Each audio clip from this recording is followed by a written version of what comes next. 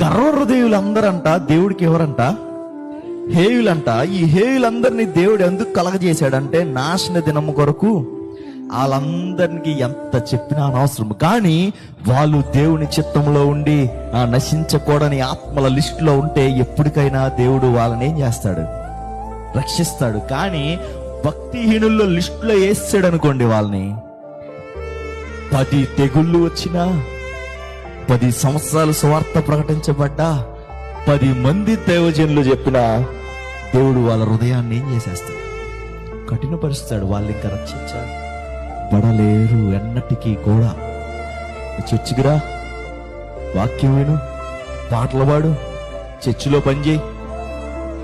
రక్షణ లేని జీవితంలో నువ్వు ఉంటే ఎన్నటికీ కూడా నువ్వు ప్రవ్వా ప్రవ్వా అని చెప్పి మీరు పిలుస్తారు. నేనేమంటా అన్నాడు దేవుడు.